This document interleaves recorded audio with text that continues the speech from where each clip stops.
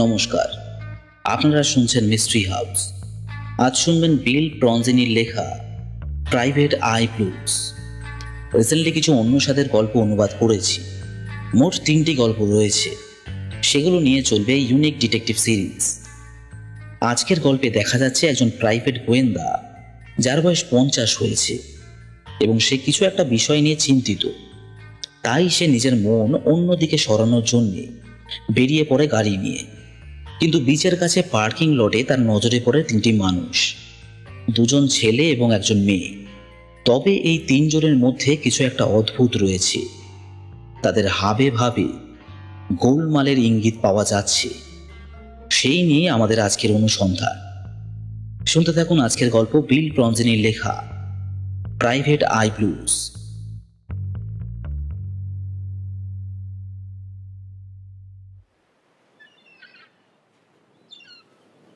Sunday morning coming down. এটা হলো Chris ক্রিস্টোফারের গাওয়া একটা দুঃখের গান। গানটা একটা মানুষকে কেন্দ্র করে গাওয়া, যার কোনো বউ নেই, সন্তান নেই, কিংবা একটা শান্ত রবিবারের সকাল সে কিভাবে কাটাবে তার কোনো পরিকল্পনাও নেই তার। আজ এই রবিবারে আমার সেই মানুষটার মতোই মনে হলো নিজেকে। কোনো প্ল্যান নেই আমার, এবং কিছু চিন্তা করার মতোও নেই। সান ফ্রান্সিসকোর বাড়িতে বসে আমি 1 কাপ কফি নিলাম হাতে। আবহাওয়াটা বেশ ভালো, কোনো মেঘ নেই আকাশে এবং হালকা হাওয়া বইছে। জানলা দিয়ে যে জল আমি দেখতে পাচ্ছি সেটা সবুজ এবং ঢেউ বইছে। ছোট ছোট জাহাজ ঘোরাফেরা করছে সেখানে। আমি এগিয়ে গেলাম একদিকের দেওয়ালে, যেখানে পুরোটা বই সাজিয়ে রাখা। সেখানে আমার 6000 খানা গোয়েন্দা এবং রহস্য পত্রিকাগুলো রাখা রয়েছে। এগুলো আমি 1947 সাল থেকে সংগ্রহ করা শুরু করি। সেটাও প্রায় 30 বছর হয়ে গেল। পরের শুক্রবার আমি 50-এ পা দিব। আমি একটা বই হাতে তুলে তার কভারটায় চোখ রাখলাম। এখানে আমার পুরনো কিছু বন্ধুর লেখা গল্প রয়েছে। তারা এরকম শান্ত রবিবারগুলোতে আমায় উল্লাসিত করত। তবে আজ নয়। এমন সময় টেলিফোনটা বেজে উঠল। আমার ফোনটা রাখা থাকে বেডরুমে, তাই আমি সেখানে চলে গেলাম এবং রিসিভার তুলে কানে দিলাম। ফোনের ওপাশে ছিল এভারহার্থ, একজন গম্ভীর স্বভাবের পুলিশি গোয়েন্দা, আর হয়তো আমার সবচেয়ে কাছের বন্ধু। হ্যালো, ঘুমাচ্ছিলে নাকি? বলল সে। না, অনেক আগেই ঘুম ভেঙে গেছে আমার। এই বয়সে এত সকালে উঠছো? বাহ। হ্যাঁ। আজ আসবে নাকি? তাস খেলার সাথে হালকা বিয়ারও খাওয়া যাবে। ডায়না আর বাচ্চারা আজ বেড়াতে গিয়েছে। না থাক, আজ তাস খেলা বা বিয়ার খাওয়া কোনোটারই ইচ্ছা নেই। শুনে লাগছে তোমার মেজাজ আজ খুব একটা ভালো নেই। হ্যাঁ, বলতে পারো। প্রাইভেট গোয়েন্দা হওয়ার কারণে নাকি? হ্যাঁ, বলা যায়। মৃদু হাসল সে। নাকি 50-এ পা দিয়েছো বলে এরকমটা লাগছে? কাম অন, 50 হলো জীবনের সবচেয়ে একটা দারুণ সময়, আর আমি সেটা ভালো মতোই জানি, কারণ 2 বছর আগে আমিও সেই জায়গাটাতেই ছিলাম। নিশ্চয়ই। বেশ, বিয়ারের বিষয়ে যদি তোমার মন বদলায় তাহলে চলে এসো এখানে। আমি তোমার জন্য একটা ক্যান রেখে দেব। কথা শেষ হতে আমি চলে এলাম লিভিং রুমে নিজের কফি শেষ করার জন্য। চেষ্টা করলাম কিছু চিন্তা না করার, কিন্তু সেটা করা প্রায় শ্বাস না নেওয়ার মতোই কঠিন ছিল। আমি উঠে পড়ে খানিকক্ষণ হাঁটা চলা করলাম। রবিবারের সকালটা ভারী অনমনীয় মনে হলো। তারপর হঠাৎ আমার কাশি উঠে এলো, সেই পুরনো কাশি যেটা এতদিন যাবৎ আমার হয়ে এসেছে। তাই আমি আবার বসে পড়ে মুখে একটা রুমাল চেপে দিলাম এবং শুনতে থাকলাম শুকনো খসখসে শব্দটা, যেটা আমার সারা ঘর জুড়ে প্রতিধ্বনিত হচ্ছে। সিগারেট, হতচ্ছাড়া সিগারেট। আমি গড়ে প্রতিদিন প্রায় 2 প্যাকেট করে সিগারেট খেয়ে এসেছি, তাও প্রায় গত 35 বছর ধরে। 50 বছরের মধ্যে 35 বছর, অন্ততপক্ষে 50,000 সিগারেট। 1 লক্ষেরও বেশি টান দিয়েছি ধোয়ায়। এসব চিন্তা করে লাভ নেই, নিজেকে বললাম। আমি আবার উঠে দাঁড়ালাম। মনে হলো সকাল থেকে আমি শুধু এটাই করে চলেছি, উঠে দাঁড়াচ্ছি আর বসছি। যাই হোক, এখানে বন্দী হওয়ার আগে আমার এখান থেকে বেরোতে হবে। আমায় কোথাও একটা যেতে হবে, কিছু একটা করতে হবে। হয়তো একা লং ড্রাইভে যেতে পারি। আমি শুধু এখন এভারহার্ড বা অন্য কারো সাথেই দেখা করতে চাই না। নিজের গায়ে পুরনো জ্যাকেটটা চাপিয়ে আমি বাড়ি থেকে বেরিয়ে এলাম। উঠে পড়লাম গাড়িতে। শহর থেকে বেরোবার সবচেয়ে কাছের রাস্তাটা হলো উত্তর দিকে, তাই আমি গোল্ডেন গেট ব্রিজ ধরে এগিয়ে চললাম হাইওয়ের দিকে। প্রায় 2 ঘন্টা পর বেশ কয়েক মাইল দূরে ক্লোভারডেলের কাছে পৌঁছে গাড়িটা মোড় নিলাম।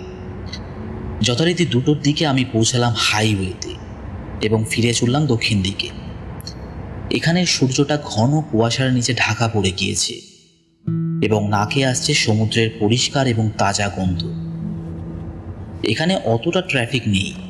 কিনারে জলের ঢেউয়ের শব্দ আমায় যেন টানছিল, তাই আমি সেখানেই গাড়িটা দাঁড় করালাম। একটা খালি জায়গায় নিজের গাড়িটা পার্ক করলাম এবং বিচে যাওয়ার একটা পথ খুঁজে নিলাম।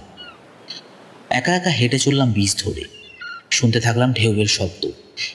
কুয়াশার মধ্য দিয়ে সিগালের ডাক কানে আসছিল, কিন্তু এটাই আমার সবচেয়ে বেশি ভালো লাগে। 30 মিনিট বাদে ঠান্ডা ভাবটা আমায় বিরক্ত করা শুরু করল এবং আমি আবার কাঁচতে শুরু করে দিই। তাই আমি ফেরার পথ ধরি এবং যখন আমি আবার উপরে উঠে আসি দেখলাম পার্কিং লটে আরও একটা গাড়ি দাঁড় করা, কালচে সবুজ রঙের একটা গাড়ি, যার সাথে একটা ক্যাম্পার লাগানো রয়েছে। সেটা পিছনে একদিকে কাঁধ হয়ে আছে, আর তার কারণটাও স্পষ্ট। ওটার টায়ার পাংচার হয়েছে। সেটার কাছে দাঁড়িয়ে রয়েছে 2জন ছেলে এবং একটা মেয়ে। তাদের চুলগুলো হাওয়ার ফলে উড়ছে। নিজের গাড়ির দিকে যাওয়ার উদ্দেশ্যে আমি ওদের দিকেই এগিয়ে চললাম। চলার সময় আমার পায়ের শব্দ হলো, আর ওরা চাইলো আমার দিকে। খানিক নড়ে চড়ে উঠল 3জনেই, কিন্তু আমি সেদিকে অতটা নজর দিলাম না। তারপর তারা গাড়িটা ছেড়ে আমার দিকে এগিয়ে এলো। কুচকাওয়াজে মানুষ যেমনভাবে হাঁটে, অনেকটা সেইভাবে আমরা একে অপরের থেকে খানিকটা দূরত্ব বজায় রেখে দাঁড়ালাম। হাই, ওদের একজন বলে উঠল। তাকে দেখে মনে হলো বাকি 2জনের মতো তারও বয়স 20 বছরের মতো হবে। তার মাথার চুলের রং লাল এবং নাকের নিচে হালকা একটা গোফ রয়েছে। পরনে জামা, জিন্স আর পায়ে বুট। তাকে দেখে নার্ভাস লাগলো। মনে হলো সে যেন জোর করেই মুখে হাসি ফুটিয়ে তুলেছে। অন্য ছেলেটা এবং মেয়েটাকেও একই রকম নার্ভাস দেখালো। দ্বিতীয় ছেলেটার মাথার চুল ছোট করে ছাটা, কালো চুল এবং মুখটা চৌকো। তার পরনে রয়েছে স্ল্যাক্স, জ্যাকেট এবং বুট। মেয়েটার গায়ে জড়ানো লম্বা ভারী একটা কোট এবং সবুজ রঙের রুমাল জাতীয় কিছু দিয়ে চুলটা বাঁধা।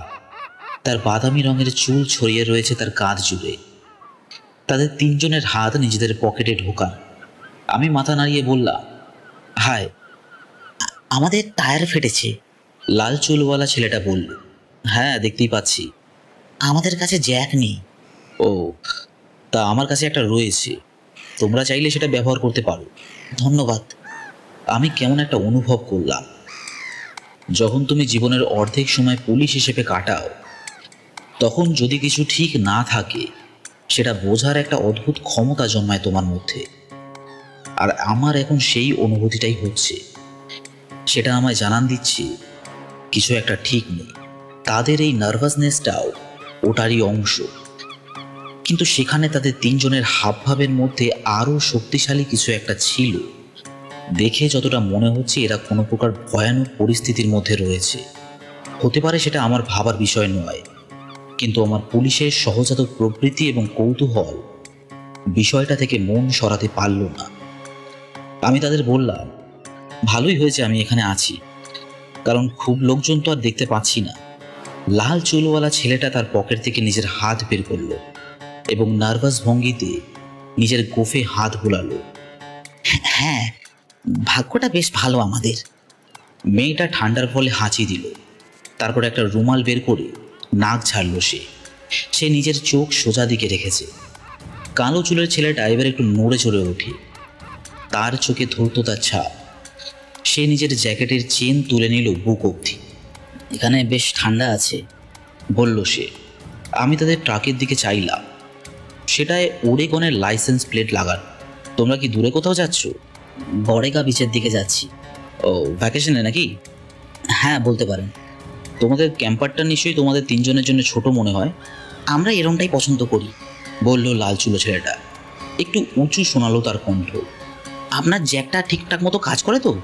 আমি নিজের চাবি বের করলাম এবং গাড়ি খোলার উদ্দেশ্যে এগিয়ে গেলাম। তারা নিজেদের জায়গাতেই দাঁড়িয়ে রইল, চোখ আমার দিকে। তাদের মধ্যে কোথাও একটা ঘাবলা আছে। তারা তিনজন একে অপরের সাথে যুক্ত নয়। লাল চুলো ছেলেটার মধ্যে আধুনিকতার ছাপ রয়েছে, অন্যদিকে কালো চুলো ছেলেটা গতানুগতিক রূপে দেখা যাচ্ছে। এর কি কোনো মানে থাকতে পারে? বোধহয় এদের মধ্যে কারো এখানে থাকার কথা নয়, অনেকটা কাবাব মে হাড্ডির মতো। যদি সেটাই হয়, তাহলে সেই ব্যক্তিটা কি? মেয়েটা এদের দুজনের মধ্যে কাকে পছন্দ করে সেটা সে এখনো প্রকাশ করেনি। তার চোখ ঘুরে রয়েছে বাতাসের দিকে। আমি জ্যাকটা খুলে আনলাম।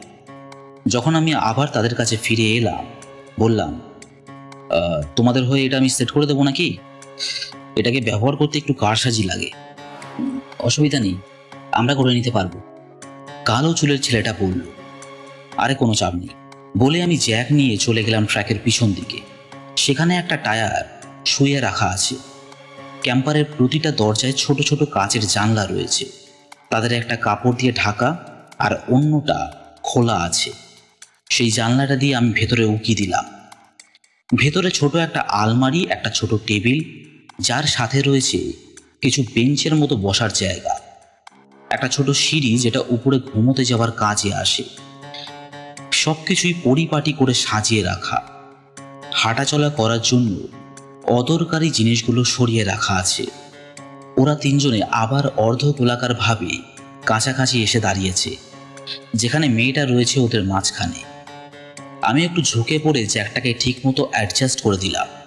তারপর যখন আমি হ্যান্ডেলটা নিয়ে নাড়াচাড়া করছি, তখন ছেলে দুটো আমার সাথে এসে যোগ দিল। তাদের মধ্যে কোনো কথা ইশারার আদান প্রদান আমি লক্ষ্য করলাম না। টায়ার ঠিক করতে আমার 15 মিনিট সময় লাগলো। আমি কয়েকবার চেষ্টা করলাম তাদের সাথে কথাবার্তা শুরু করার, সাধারণ কিছু কথাবার্তা, যাতে করে আমি আন্দাজ করতে পারি আসল বিষয়টা কি, কোন ব্যক্তিটা এদের মধ্যে বেখাপ্পা। কিন্তু ওদের অতটা উৎসাহ দেখালো না। ওরা শুধু আমার প্রশ্নের ছোট ছোট উত্তর দিয়ে চলল, এবং মেয়েটা এখনো মাঝে মধ্যে নাক টানছে। সেও কিছু বলল না। হ্যান্ডেল ব্যবহার করে গাড়িটাকে আবার 4 চাকায় দাঁড় করানোর পর জ্যাকটা খুলে নিলাম। আমি বললাম, চলো কাজ শেষ, আর মনে করো এই ফেটে যাওয়ার টায়ারটা কাছাকাছি স্টেশন থেকে ঠিক করিয়ে নিও। একটা অতিরিক্ত ছাড়া যাত্রাটা খুব একটা বুদ্ধিমানের কাজ হবে না। হ্যাঁ, আমরা দেখে নেব, কালো চুলের ছেলেটা বলল। আমি ওদের বন্ধুত্বপূর্ণ একটা হাসি উপহার দিলাম। তোমাদের কাছে বিয়ার বা সফট ড্রিঙ্ক জাতীয় কিছু আছে নাকি? এতটা কাজ করার পর গলা শুকিয়ে গিয়েছে। লাল চুলো ছেলেটা তাকালো মেয়েটার দিকে এবং তারপর কালো চুলওয়ালা ছেলেটার দিকে। তাকে অস্থির দেখাচ্ছে।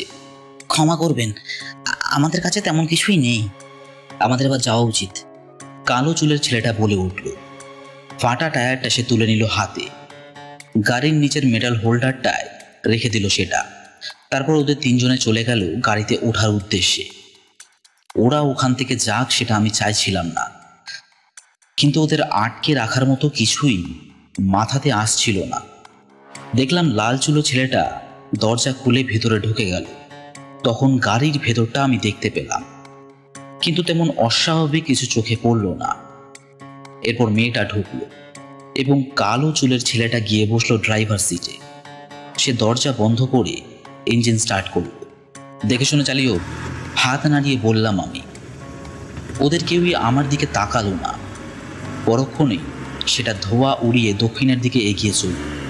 সেখানে দাঁড়িয়ে থেকে আমি দেখলাম ওদের চলে যাওয়া। তারপর ফিরে গেলাম নিজের গাড়ির দিকে। ভিতরে ঢুকে গাড়ি স্টার্ট করলাম, তারপর অন করলাম হিটার। তাহলে এবার কি করা যায়? সবচেয়ে সহজ যে কাজটা আমি করতে পারি তা হলো সান ফ্রান্সিসকোতে ফিরে যাওয়া এবং যা যা হলো সেই বিষয়ে ভুলে যাওয়া। কিন্তু আমি সেটা পারলাম না। ওই বাচ্চাগুলোর একটা কিংবা একের বেশি জোর ঠিক খাপে খাপে মিলছে না। আমি এটা নিয়ে যত ভাবতে থাকলাম, ততই যেন মনে হলো এর উত্তরটা আমার জানা প্রয়োজনীয়। তাছাড়া ওদের মাঝে এতটা টেনশন কেন ছিল সেটাও আমায় জানতে হবে। গোয়েন্দাগিরি করার জন্য আমার কাছে কোনো কারণ বা অধিকার কোনোটাই ছিল না, কিন্তু অন্যের ভালো করা এবং নিজের বিবেকের প্রতি আমার একটা কর্তব্য রয়েছে। তাছাড়া আমি আমার ফাঁকা বাড়িটায় ফিরে যেতেও চাইছিলাম না। সুতরাং আমি সেটাই করব যেটা আমি গত 30 বছর ধরে করে এসেছি। আমি গাড়িটা গিয়ারে দিয়ে হাইওয়ে ধরে এগিয়ে চললাম দক্ষিণ বরাবর। প্রায় 4 মাইল রাস্তা যাওয়ার পর ওদের নাগাল পেলাম আমি। তারা বেশ দ্রুত গতিতে এগিয়ে চলেছে, বোধহয় স্পিড লিমিটেরও বাইরে।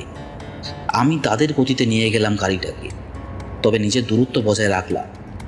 এই সময়টা পিছু নেওয়ার পক্ষে মনোরম নয়, কারণ চারপাশ কুয়াশাচ্ছন্ন। যদিও পিকআপ ট্রাকে আলো জ্বলে, ফলে আমি ওদের নজরে রাখতে পারছিলাম। আমরা কোস্ট লাইন ধরে এগিয়ে চললাম। এখানে খুব একটা ট্রাফিক নেই, কিন্তু রাস্তায় আমাদের গাড়ি ছাড়া আরও কিছু গাড়ি ছিল। কুয়াশাটা যেন আরও বেড়েছে এবং আমাকে বাধ্য হয়ে ভাইপার চালাতে হলো। দিনের আলো কমে আসছে। যখন আমরা জেনারে পৌঁছালাম তখন একেবারে অন্ধকার হয়ে এসেছে। কয়েক মাইল পর পিকআপ ট্রাকটা বড়েগা বেতে এসে উঠল এবং গতি না কমিয়ে সেটা এগিয়ে চলল। তার মানে কালো চুলের ছেলেটা তাদের গন্তব্যের বিষয়ে আমায় মিথ্যে বলেছিল। আমি ভাবার চেষ্টা করলাম ওরা কোথায় যেতে চায় আর আমি ওদের কত দূর অবধি পিছু নেব। আমি সিদ্ধান্ত নিলাম যতক্ষণ না ওরা থামছে ততক্ষণ আমি ওদের পিছু নিয়ে যাব, যাতে করে আমি ওদের মধ্যেকার সম্পর্কটা জানতে পারি। তার মানে যদি কালকে অবধি কিংবা অন্য কোনো দেশ অবধি পিছু নিতে হয় তাহলে আমি সেটাও করব।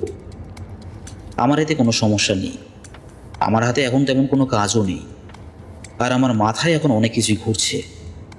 এখন শুধু কাজ চাই, তাতে কোনো উদ্দেশ্য নাই থাকুক, তবুও যে কোনো কাজ চাই, যাতে আমি আমার এই ডিপ্রেশন থেকে উঠে আসতে পারি। আমরা গাড়ি চালিয়ে চললাম বিভিন্ন জায়গা দিয়ে, যেমন ভ্যালি ফোর্ট, টোমালেস এবং পয়েন্ট রায়েসের মতো জায়গা দিয়ে। পিকআপ ট্রাকটা তার গতি পরিবর্তন করলো না। গোল্ডেন গেট ব্রিজ থেকে আমরা 30 মাইল দূরে রয়েছি। আর এদিকে আমার গাড়ির তেল ফুরিয়ে এসেছে। আমাকে সান ফ্রান্সিসকোতে পৌঁছাতে হবে, কিন্তু এখন সেটার আর প্রয়োজন মনে করছি না। গাড়িতে পেট্রোল ভরার জন্য দাঁড়াতে খুব বেশি সমস্যা হলো না, কারণ সামনেই আছে ওলেমা গ্রাম। সেখানে যেতে পিকআপ ট্রাকটাকে তার গতি কমাতেই হলো। সেটা এখন পশ্চিমে একটা সরু গলিতে প্রবেশ করেছে, যেটা চলে যাচ্ছে সমুদ্র তটের দিকে। কয়েক মিনিট বাদে ইন্টারসেকশনের কাছে আমার চোখে পড়ে কালো তীর চিহ্ন দিয়ে পাবলিক ক্যাম্প গ্রাউন্ড 3 মাইল বলে একটা সাইনবোর্ড লাগানো। বোধহয় ওরা সেখানে গিয়ে রাত কাটানোর কথা ভাবছে। ভাবলাম গাড়ির আলো কি জ্বালিয়ে রাখবো। এখানে কুয়াশা কিছুটা কম রয়েছে, আকাশে হালকা মেঘ দেখা যাচ্ছে। এখন দেখতে তেমন অসুবিধা হচ্ছে না, এখানে ট্রাফিকেরও কোনো সমস্যা নেই। তাই আমি চাই না আমার উপস্থিতি ওরা বুঝতে পারুক। তাই গাড়ির আলো আমি নিভিয়ে দিলাম আর গতি কমিয়ে 20 মাইল পার আওয়ার করলাম। এই এলাকাটায় এবড়ো খেবড়ো ছোট একটা পুকুর পেরোলাম আমি। এর ঠিক 3 মাইলের মধ্যে, যেখান থেকে আমি শুনতে পাচ্ছিলাম সমুদ্রের ঢেউয়ের গর্জন, বাঁদিকে ক্যাম্প গ্রাউন্ডটা চোখে পড়ল আমার। সেটা ছিল ছোটোখাটো কাঠের তৈরি একটা আউট হাউস, চারপাশ বালিতে ভরা এবং পূর্ব আর দক্ষিণ দিক জুড়ে পাইন গাছ ভরে রয়েছে। পিকআপ ট্রাকটা ওখানেই দাঁড়িয়ে রয়েছে, সেটার আলো এখনো জ্বলছে। একটা গাছের নিচে সেটা পার্ক করে রাখা। গাছের ফাঁক দিয়ে সেটা চোখে পড়লো আমার। তাদের গাড়ির সামনে দিয়ে না গিয়ে আমি আমার গাড়িটা উঁচু স্থানটায় নিয়ে গিয়ে ইঞ্জিন বন্ধ করে দিলাম। 10 সেকেন্ড পর পিকআপ ট্রাকের আলোটা নিভে গেল। আমি তখনও ড্রাইভার সিটেই বসে ভাবছি এবার কি করা যায়। কিন্তু মানুষের মস্তিষ্ক সবসময় আজবভাবেই কাজ করে।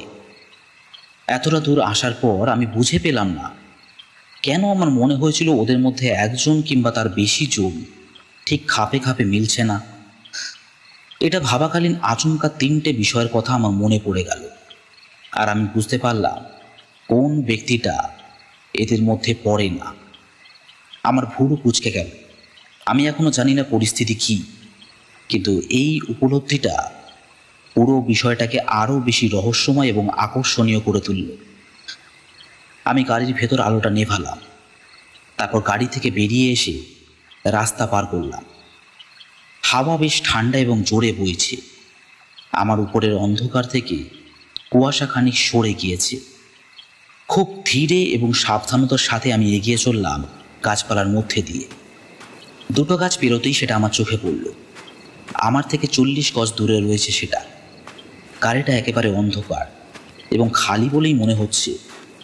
ক্যাম্পারের পিছন থেকে হালকা আলো বেরিয়ে আসতে দেখা যাচ্ছে। আমি গাড়িটার দিকে এগিয়ে গেলাম।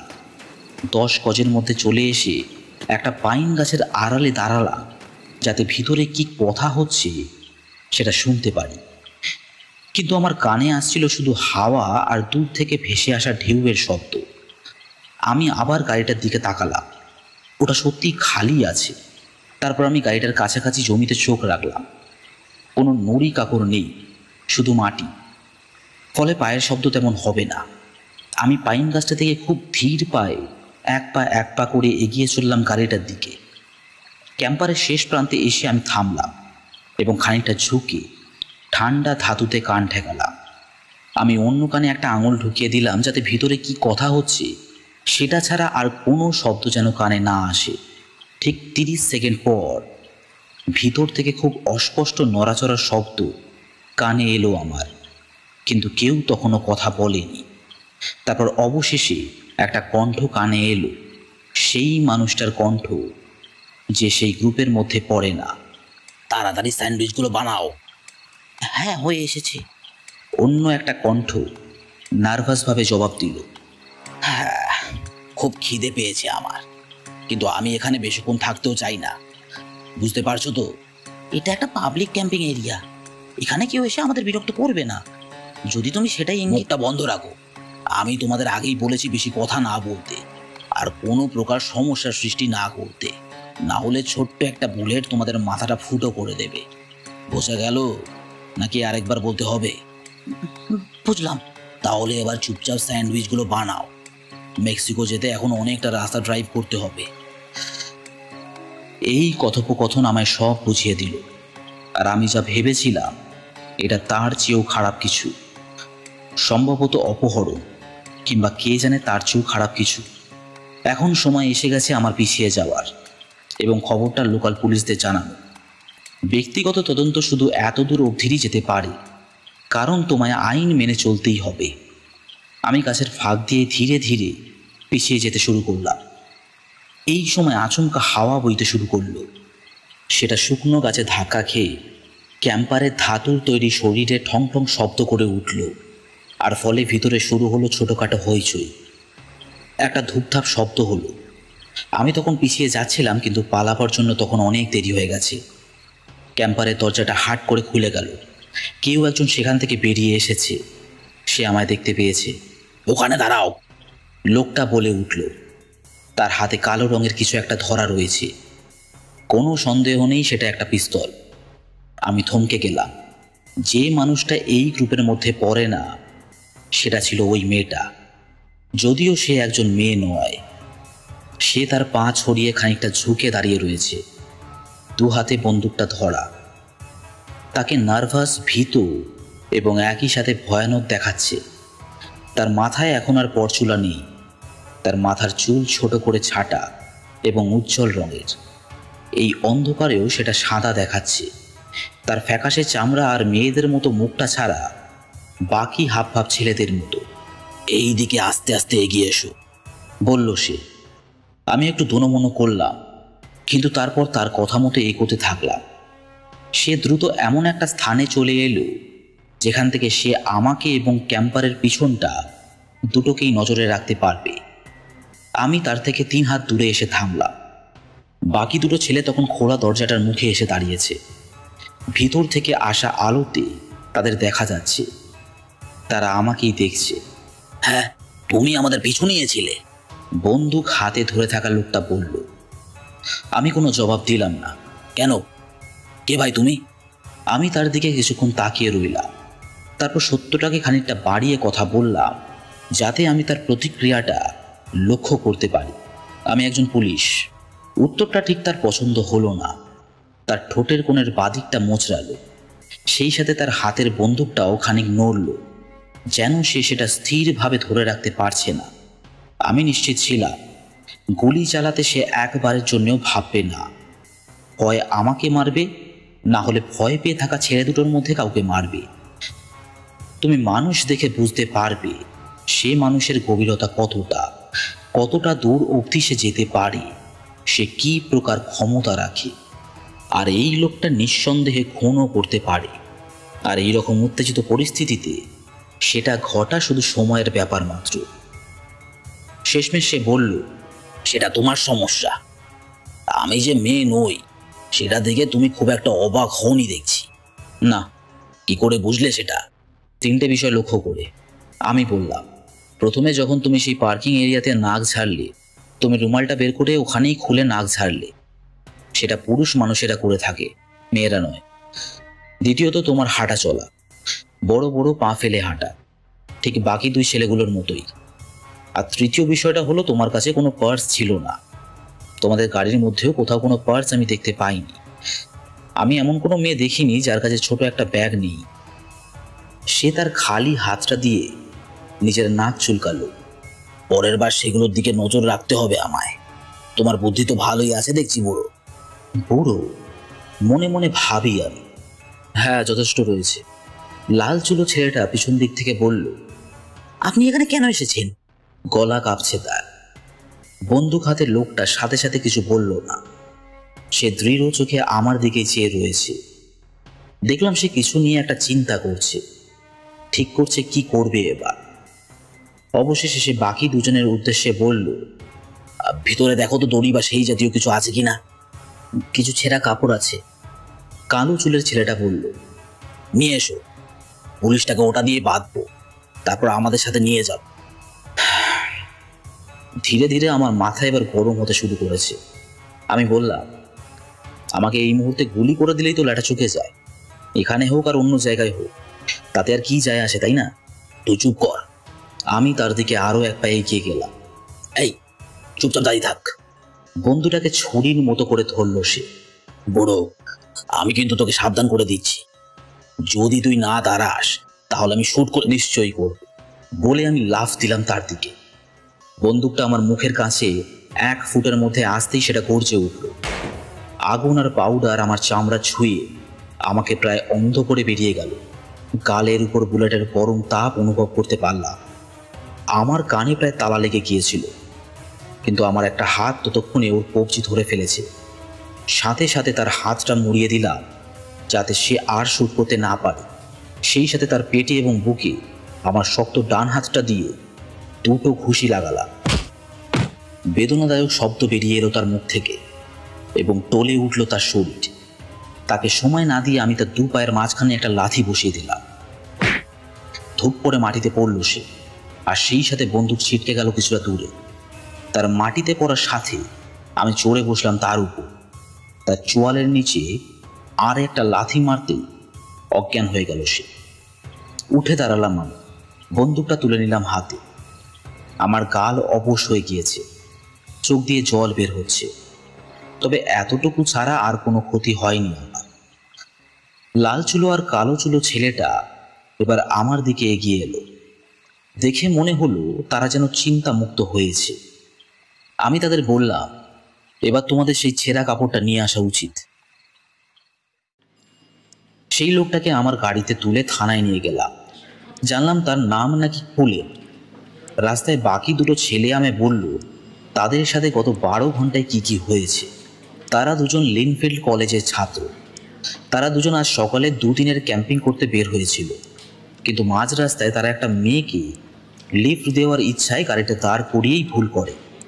কুলেন তখন সাথে সাথে বন্দুক বের করে এবং ওদের বাধ্য করে গাড়িটাকে ক্যালিফোর্নিয়ার দিকে নিয়ে যেতে। সে তাদের বলে সে মেক্সিকো যেতে চায়। যেহেতু সে গাড়ি চালাতে জানে না, তাই ওদেরকেই নিয়ে যেতে হবে। সে ওদের এটাও বলে সে কিছুদিন আগে জেল থেকে পালিয়ে এসেছে, যেখানে তার উপর চার্জ লেগেছিল ডাকাতি এবং 2জনকে খুন করার অপরাধ। জেল থেকে পালিয়ে আসার পর সে একটা বাড়িতে ঢোকে, কিন্তু সেখানে শুধু সাজ পোশাকের সরঞ্জাম ছিল। ওখান থেকে সে মেয়েদের জামা কাপড় আর পরচুলা চুরি করে পালায়, যাতে সে মেয়ের ছদ্মবেশ ধারণ করতে পারে। আমরা যখন থানায় পৌঁছালাম, কুলেন তখনও অজ্ঞান হয়ে রয়েছে। ছেলে দুটো আবার তাদের কাহিনী অফিসারকে বলল। আমি আমার দিকটা ছোট করে একরকম বলে দিই।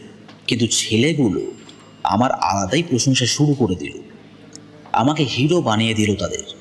অফিসার ম্যাক্সফিল্ড এবং আমি অফিসে একা ছিলাম যখন আমি ওনাকে আমার লাইসেন্সটা দেখালাম। তিনি আমার দিকে তাকিয়ে মুচকি হাসলেন। একজন প্রাইভেট গোয়েন্দা, তবে আপনি যেভাবে কুলিনকে সায়স্তা করেছেন তাতে কোনো সন্দেহ নেই, অনেকটা সিনেমার মতো। হ্যাঁ, অনেকটা সিনেমারই মতো। আপনার বুকে জোর আছে বলতেই হবে। না, খুব একটা নেই। আমি এরকম জীবনে কখনো করিনি। ওই ছেলেগুলোর ক্ষতি হোক সেটা আমি চাইছিলাম না। পুলেন ওদেরকে একসময় মেরেই ফেলতো। বাচ্চা দুটোর সামনে এখনো লম্বা একটা জীবন পড়ে রয়েছে। সে তো আপনাকেও মেরে ফেলতো। সে নিয়ে আমার অত চিন্তা ছিল না, শুধু বাচ্চা দুটোকে নিয়েছিল। নিঃস্বার্থ গোয়েন্দা।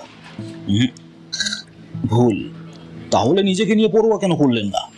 কিছুক্ষণ আমি কোনো কথা বললাম না, তারপর বললাম, কথাটা অনেক সময় যাবৎ নিজের মধ্যেই চেপে রেখেছিলাম। ঠিক আছে, আমি আপনাকে বলছি।